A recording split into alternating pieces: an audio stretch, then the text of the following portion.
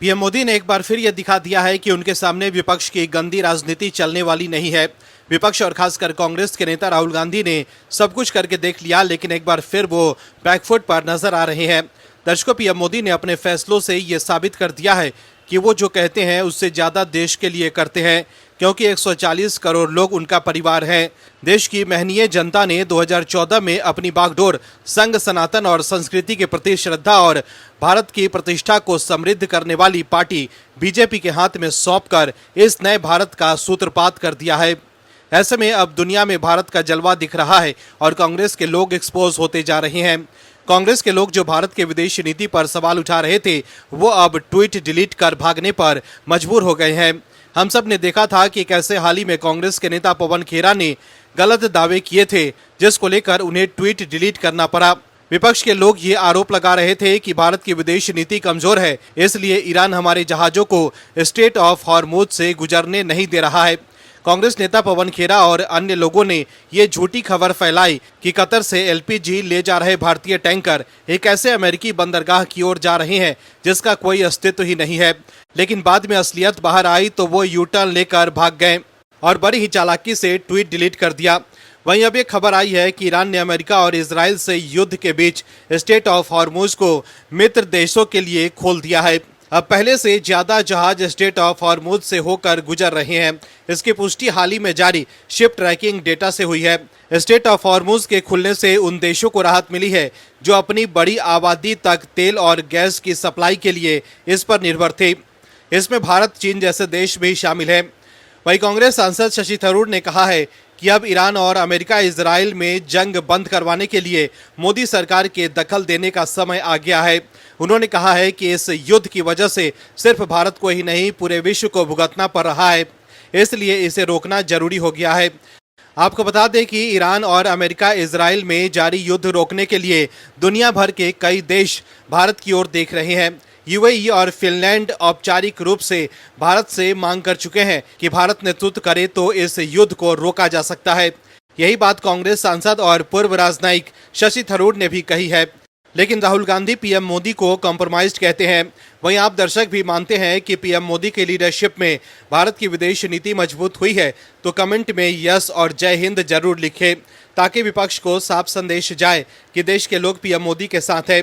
इस खबर में आगे आपको बताएंगे सब कुछ डिटेल में कि कैसे कांग्रेस चौतरफा घिर गई है।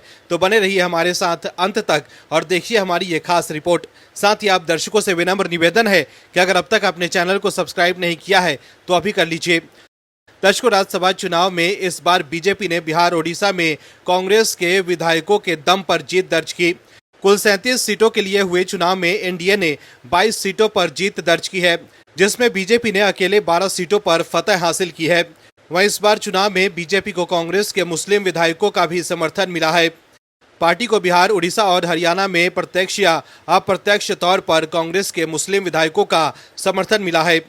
एक नहीं, दो नहीं, बल्कि 3 कांग्रेस के मुस्लिम विधायकों ने बीजेपी को सपोर्ट किया, तो वहीं एक आरजेडी के मुस्लिम विधायक वोटिंग के दौरान एब्सेंट रहे।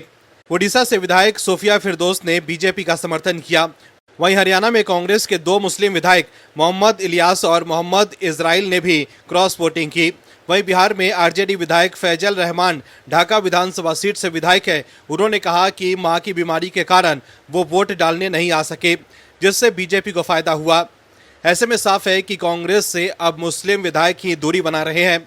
वहीं उत्तर प्रदेश के वाराणसी जिले से गंगा नदी में नॉनवेज बिरयानी खाकर इफ्तार पार्टी करने नाव पर सवार कुछ मुस्लिम युवकों का वीडियो सामने आया। वहीं वीडियो पर संज्ञान लेते हुए बीजेपी के महानगर युवा अध्यक्ष रजत जायसवाल ने एफआईआर दर्ज कराई, जिसके बाद पुलिस ने कार्रवाई करते हुए 14 लोगों को गिरफ्तार किया। अब इस घटना का कांग्रेस और लेफ्ट लिबरल इकोसिस्टम इन मुस्लिम लोगों का बचाव करने पर उतर गया है। कांग्रेसियों को सनातन धर्म में पवित्र माने जाने वाली गंगा नदी में नॉनवेज बिरयानी का सेवन करना गलत नहीं लगा, उल्टा सनातनियों की आस्था पर सवाल करना शुरू कर दिया। कांग्रेस नेता सुप्रिया श्रीनेत ने सवाल किया कि आखिर इन मुस्लिम लोगों ने कौन सा कानून तोड़ा है। वो पूछना चाहती है कि इनका पाप क्या है, और ये पूछते हुए कि वो समाज पर सवाल खड़े करती है कि आज के समय में समाज किस ओर जा रहा है। वहीं कांग्रेस नेता पवन खेरा ने भी गिरफ्तारी को लेकर सवाल उठाए हैं। पवन खेरा ने अपना वीडियो एक्स पर शेयर कर लिखा है कि ये इम्तिहान की घड़ी है, क्या हम अपने धर्म को, अपनी सभ्यता को अपनी विरासत को, अपने देश को इन गुंडों के हाथों में सौंप देंगे। वहीं सुप्रीम कोर्ट से भी एक बड़ी खबर सामने आई है। सुप्रीम कोर्ट ने पश्चिम बंगाल सरकार को फटकार लगाते हुए कहा है कि वो कोर्ट को ये नहीं बता सकती है कि किसी मामले की सुनवाई कब होनी चाहिए। जस्टिस प्रशांत कुमार मिश्रा और जस्टिस NV अंजारिया की बेंच ने राजनीतिक कंसल्टिंग फर्म आईपैक पर ईडी की छापेमारी के संबंध में दायर एक याचिका पर सुनवाई के दौरान ये बातें कही। 8 जनवरी 2026 को कोलकाता में ईडी की छापेमारी हुई थी। ऐसे में सुनवाई करते हुए इस मामले को लेकर कोर्ट ने ममता सरकार से दो टूक कहा कि आप हुक्म नहीं दे सकते। ईडी ने अपनी याचिका में पश्चिम बंगाल सरकार पर सत्ता के दुरुपयोग का आरोप लगाया था। ईडी की छापेमारी के दौरान सीएम ममता बनर्जी के आईपैक दफ्तर पहुंचने और छापेमारी का विरोध करने के मुद्दे पर कोर्ट ने कड़ी टिप्पणी की है। सुप्रीम कोर्ट ने कहा है कि जो किया वो गलत था, जो हुआ वो अच्छी स्थिति नहीं थी, ये असामान्य था। मोदी सरकार पर निशाना साधने से पहले राहुल गांधी को कांग्रेस को एकजुट रखना चाहिए, क्योंकि कांग्रेस में इस्तीफों की झड़ी लग रही है। पार्टी के बड़े नेता लगातार इस्तीफा देकर भाग रहे हैं। राहुल गांधी कांग्रेस को एकजुट नहीं रख पा रहे, लेकिन मोदी सरकार को बदनाम करने के चक्कर में वो सारी की सारी हदें पार करते जा रहे हैं, जिसकी वजह से उन्हें चौतरफा आलोचनाओं का सामना करना पड़ रहा है। संसद परिसर में हाल ही की घटनाओं को लेकर राहुल गांधी की भूमिका पर सवाल उठाते हुए 200 से ज्यादा सेवानिवृत्त नौकरशाहों और पूर्व सैनिक अधिकारियों ने एक संयुक्त पत्र जारी किया है। इस पत्र में संसद की गरिमा और मर्यादा को ठेस पहुंचाने का आरोप लगाते हुए राहुल गांधी से सार्वजनिक रूप से माफी मांगने की मांग की गई है। तो वहीं अदाकारा और सांसद कंगना रनौत का कहना है कि संसद में राहुल गांधी अनुशासनहीन व्यवहार करते हैं। समाचार एजेंसी PTI के मुताबिक कंगना रनौत का कहना है कि राहुल गांधी से संसद में महिला सांसद असहज महसूस करती हैं। हालांकि कांग्रेस ने प्रियंका गांधी वाड्रा के व्यवहार की तारीफ की। दर्शकों, असम की राजनीति में उस वक्त हड़कंप मच गया जब खबर आई कि कांग्रेस सांसद प्रद्युत बोरदोलाई ने पार्टी से इस्तीफा दे दिया है। लेकिन कांग्रेस सांसद गौरव गोगोई ने इन सभी खबरों को सिरे से खारिज करते हुए इसे फेक न्यूज करार दिया। लेकिन दिलचस्प बात यह है कि गोगोई ने ठीक उसी अंदाज में इस इस्तीफे को नकारा है जैसा उन्होंने कुछ समय पहले भूपेन बोरा के मामले में किया था। हालांकि कांग्रेस को झटका देते हुए नागांव से लोकसभा सदस्य प्रद्युत ने बुधवार को नई दिल्ली में बीजेपी की सदस्यता ग्रहण कर ली, तो वहीं कांग्रेस नेतृत्व कुछ नहीं कर पाया। मंगलवार रात को जब प्रद्युत ने इस्तीफा दिया तो असम के प्रभारी भंवर जितेंद्र सिंह दिल्ली में थे। उन्होंने कहा कि मामले को सुलझाया जाएगा, लेकिन असम के मुख्यमंत्री हेमंत बिस्वा शर्मा ने कांग्रेस को हिलने तक का मौका नहीं दिया। नई दिल्ली में जब प्रद्युत बीजेपी ज्वाइन कर रहे थे, लगभग उसी समय से प्रियंका गांधी संसद में थी। उन्होंने कहा कि इस्तीफा बहुत दुर्भाग्यपूर्ण है। उन्होंने कहा कि बोरदोलाई कथित तौर पर टिकट बंटवारे से परेशान थे। पार्टी चाहती थी कि उनके पद छोड़ने का फैसला करने से पहले उन्हें उनसे एक बार बात करने का मौका मिले। कांग्रेस ने असम में हेमंत बिस्वा शर्मा को हराने के लिए गौरव गोगोई को आगे किया, लेकिन राज्य कांग्रेस में आई इस्तीफों की बाढ़ से नेतृत्व मुश्किल में है। नागांव से लोकसभा सांसद प्रद्युत के इस्तीफे और कांग्रेस को इस चीज से बड़ा झटका लगा। लोकसभा में जहां उन्होंने एक सांसद गंवा दिया, तो वहीं दूसरी तरफ असम कांग्रेस में भगदड़ का दौर जारी है। असम के सांसद प्रद्युत के बीजेपी में आने पर सीएम हेमंत बिस्वा शर्मा ने स्वागत किया। उन्होंने कहा, नागांव में मौजूदा सांसद प्रद्युत बीजेपी में शामिल हो गए। कांग्रेस पार्टी के साथ उनका इतिहास 1975 से है। उनके बीजेपी में शामिल होने से पार्टी और मजबूत होगी। हम सब उनका पार्टी में स्वागत करते हैं। दर्शकों, जिस तरह से सांसद प्रद्युत बोरदोलाई का विकेट गिरा है, इसके बाद सवाल खड़े हो जाते हैं कि क्या असम की पूरी स्क्रिप्ट हेमंत बिस्वा शर्मा ने ही लिखी है। बीजेपी ने कांग्रेस में लंबे वक्त तक रहे शर्मा के दांवपेच से निपटने के लिए असम के मोर्चों पर प्रियंका गांधी, कर्नाटक के deputy CM DK Shivakumar और मधुसूदन मिस्त्री जैसे दिग्गजों को लगाया है। सांसद प्रद्युत के मामले में कांग्रेस पूरी तरह से बैकफुट पर रही। जब शर्मा ने गौरव गोगोई को निशाने पर लिया था, तो कांग्रेस के सांसद ने कहा था कि मुझे जितना चोट पहुंचाना है पहुंचाइए। हेमंत बिस्वा शर्मा, मैं कह सकता हूं, मैं तरुण गोगोई का बेटा हूं, लेकिन मेरे कांग्रेस साथियों को निशाना बनाया तो बर्दाश्त नहीं करूंगा, ये चेतावनी है। वहीं सांसद प्रद्युत के साथ ही असम के वाइस प्रेसिडेंट और AICC मेंबर नवज्योति तालुकदार ने भी इंडियन नेशनल कांग्रेस की प्राइमरी मेंबरशिप से इस्तीफा दे दिया। तालुकदार ने कहा कि मैं असम जाकर ज्वाइन करूंगा। बोरदोलाई से पहले असम में पार्टी के प्रदेश अध्यक्ष रहे भूपेन बोरा ने बीजेपी की सदस्यता ली थी। चर्चा है कि हेमंत जीत की हैट्रिक लगाने के लिए कांग्रेस में आए बड़े नेताओं को मैदान में उतार सकते हैं। असम कांग्रेस एमपी प्रद्युत बोरदोलाई के पार्टी से इस्तीफे पर बीजेपी सांसद निशिकांत दुबे ने चुटकी ली है। दुबे ने कहा कि कांग्रेस पार्टी में कुछ बचा है क्या, खत्म होने वाली है। अगर गौरव गोगोई कल पार्टी से इस्तीफा दे दें तो कोई बड़ी बात नहीं होगी। असम विधानसभा चुनाव के लिए 9 अप्रैल को वोट डाले जाएंगे। नतीजे 5 राज्यों के साथ 4 मई को घोषित होंगे। इसके अलावा भी हाल ही में असम में कांग्रेस के कई नेताओं ने इस्तीफा दिया है। ऐसे में साफ है कि असम भगवामय हो गया है। दर्शकों, ओडिशा की 4 राज्यसभा सीटों के लिए सोमवार को वोटिंग हुई। इस चुनाव में कांग्रेस के 3 विधायकों ने क्रॉस वोटिंग कर दी। जिन 3 विधायकों ने क्रॉस वोटिंग की उनमें रमेश जेना, दशरथी गोमांगो और सोफिया फिरदौस शामिल हैं। इनमें सबसे ज्यादा चर्चा सोफिया फिरदौस की है।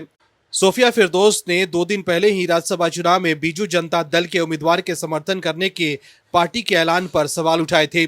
वहीं सोमवार को उन्होंने पार्टी लाइन से हटते हुए बीजेपी के समर्थन में वोट डाला। वहीं से पहले सोफिया फिरदौस ने कहा था कि जब ये तय किया गया कि किस उम्मीदवार का समर्थन करना है, तब हमसे ना तो सलाह ली गई और ना ही हमारी सहमति मांगी गई।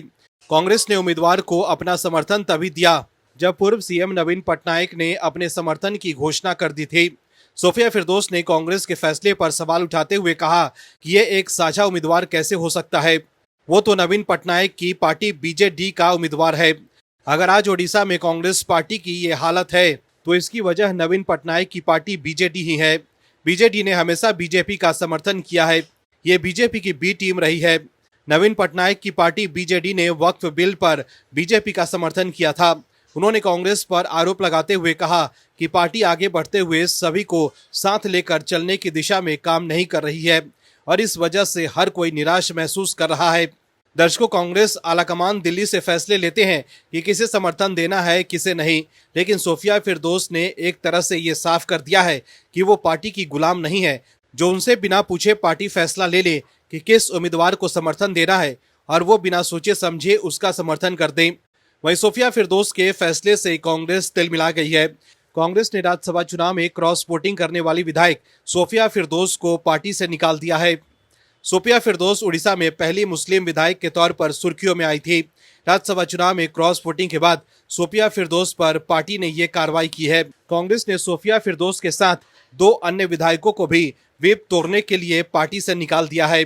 वहीं कांग्रेस ने सोफिया फिरदौस के साथ विधायक रमेश जेना और दशरथ गमांगे को भी पार्टी व्हिप का उल्लंघन करने पर निकाला है। सोफिया फिरदौस बाराबती कटक से विधायक हैं।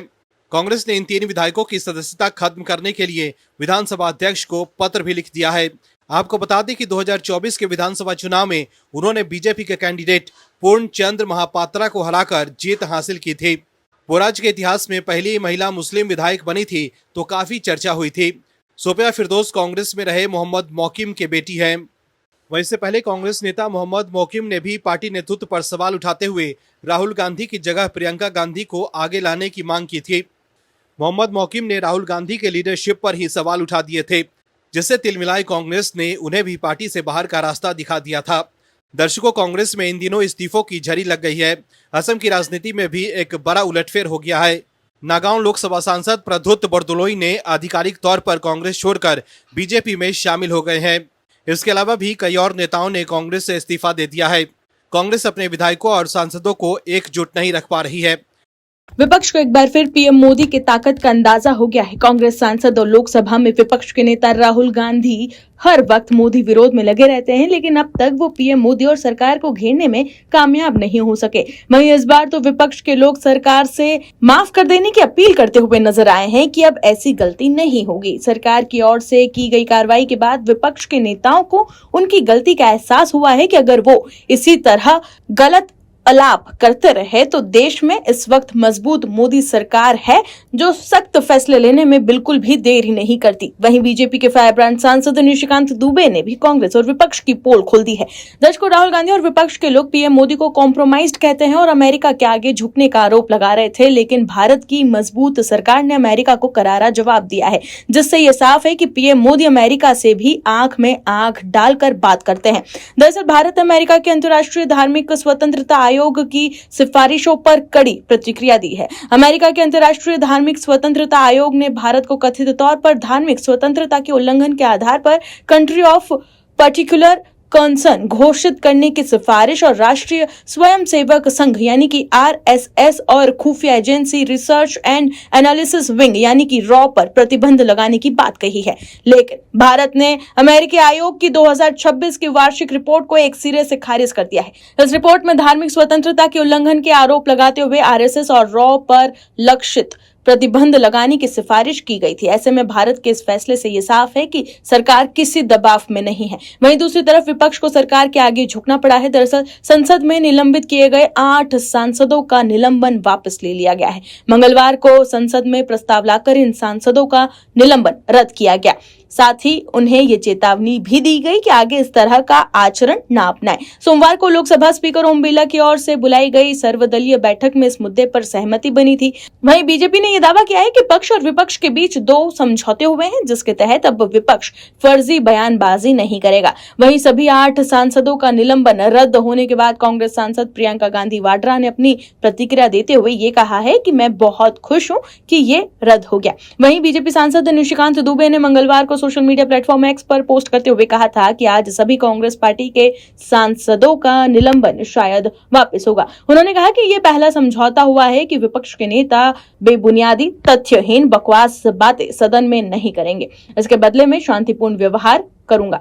निशिकांत दुबे ने आगे ये भी बताया कि दूसरा समझौता हुआ है कि वेल में विपक्ष के सांसद सत्ता पक्ष की तरफ नहीं जाएंगे, कागज नहीं फेंकेंगे, लोकसभा के मेज पर चढ़कर उत्पात नहीं मचाएंगे, लोकसभा के अधिकारियों के साथ अभद्रता नहीं करेंगे। वहीं लोकसभा में दिए गए अपने बयानों को एक्स पर पोस्ट करते हुए निशिकांत दुबे ने यह भी लिखा है कि मैं मोदी जी के नेतृत्व वाली भाजपा का कार्यकर्ता हूं। प्रधानमंत्री जी के लिए संसद मंदिर है। लोकसभा की मर्यादा का विपक्ष के नेता राहुल गांधी जी के नेतृत्व में यूपीए रोज हनन करती है। बेबुनियाद आरोप, टेबल तोड़ना, कागजात फेंकना, यही अराजकता है। मैंने अपने 17 साल के संसदीय जीवन में कभी भी मर्यादा का उल्लंघन नहीं किया। विपक्ष कांग्रेस सहित को मैंने आज चुनौती दी। दर्शकों, मीडिया रिपोर्ट्स के मुताबिक ऑल पार्टी मीटिंग्स में सत्ता पक्ष और विपक्ष दोनों के सांसद शामिल हुए और बैठक में इस बात पर राय बनी थी कि सदन की कार्यवाही सुचारू रूप से चलने के लिए निलंबन को समाप्त किया जाना चाहिए। बैठक में यह भी तय हुआ था कि निलंबित सांसदों को आगे से सदन में मर्यादा बनाए रखने और किसी भी प्रकार की आपत्तिजनक या फिर अनुचित भाषा का प्रयोग न करने की हिदायत दी जाएगी। हाल ही में सदन की कार्रवाई के दौरान हंगामे और कथित तौर पर अनुचित भाषा के इस्तेमाल के कारण 8 सांसदों को निलंबित कर दिया गया था। इसके बाद विपक्ष ने इसे वापस लेने की मांग की थी। सोमवार को हुई सर्वदलीय बैठक में इस मुद्दे पर विस्तार से चर्चा हुई और बाद में इस बात पर सहमति बनी थी कि सदन के सुचारू संचालन और राजनीतिक सहमति के माहौल को बनाए रखने के लिए निलंबन वापस लिया जाना चाहिए। प्रस्ताव पारित होने के बाद अब ये सभी सांसद सदन की कार्यवाही में सुचारू रूप से भाग ले सकेंगे। आपको बता दें कि सदन की कार्यवाही में बाधा डालने और बजट सत्र के शेष समय के लिए अध्यक्ष की ओर से कागज फेंकने के आरोप में 7 कांग्रेस सांसद और मदुरै से एक सीपीएम सांसद को निलंबित कर दिया गया था। तो देखा आपने कैसे विपक्ष बैकफुट पर आ गया है। Bureau report OMH news. आप दर्शकों से विनम्र निवेदन है कि चैनल को सब्सक्राइब जरूर करें